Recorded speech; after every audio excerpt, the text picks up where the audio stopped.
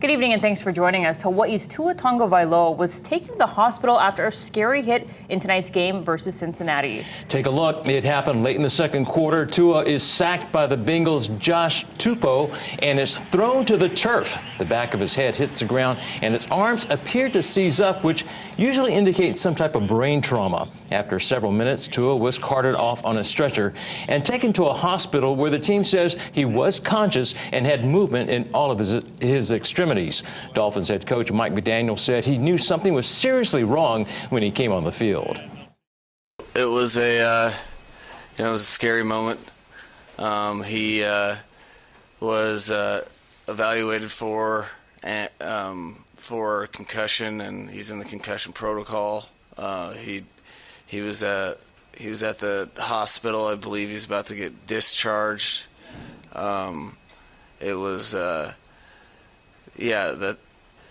That was an emotional moment. That is not part of the deal that anyone signs up for, even though you know it's a possibility in football to have something that you have to get taken off on a stretcher. All of his teammates, myself, we were all very, very concerned. So the best news that we could get is that everything is checked out. That he didn't have anything more serious than a concussion. Tagovailoa was scheduled to fly back to Miami with the team tonight, but the Dolphins are sure to be scrutinized for their handling of Tua's health. Last Sunday against Buffalo, he looked wobbly getting back to the huddle. While some believed he had suffered a concussion, Tua and the team insisted it was a back, not a head injury. He was officially listed as questionable for tonight's contest. With Tua out, Teddy Bridgewater took his place. This shovel pass to Chase Edmonds cut the lead to 2 as Edmonds fights his way into the end zone.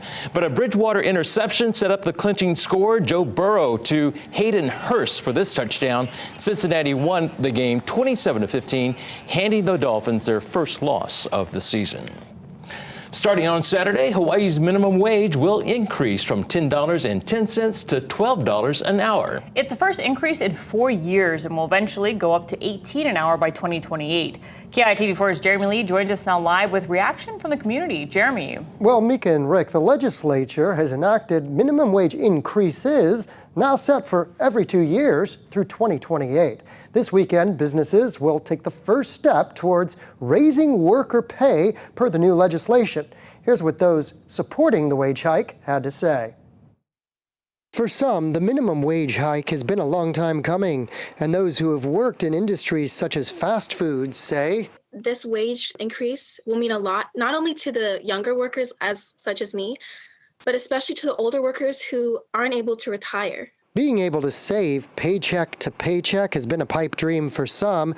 David, who works delivering food for one of the delivery app services, says day in and day out, he encounters those who are struggling. It's like the 1% that's taking all the money, and it's the people that are suffering. And you look around you and it's so sad. And, especially in these minimum wage jobs like fast food and whatnot, that's supposed to be the hardest jobs because, the multitasking involved, the pay that's involved, and the hours and the customer service that they have to deal with. Others we spoke to say they support the wage hike. I thought it was 15. I think it should be 15 if you ask me. Who can live over here? So they need to increase it to level the playing field a little. I actually think to raise the minimum wage would be good for the economy because the more money people make, the more money they'll spend, and it all goes back into the economy. Some businesses are already offering above minimum wage. That includes restaurants here at Kuhio Food Hall.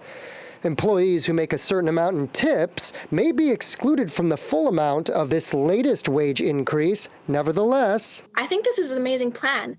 When we heard about the plan, I remember being at work and all of my coworkers, they kind of celebrated. It was kind of a day of relief, and I could see on their faces that they were really excited for this to happen.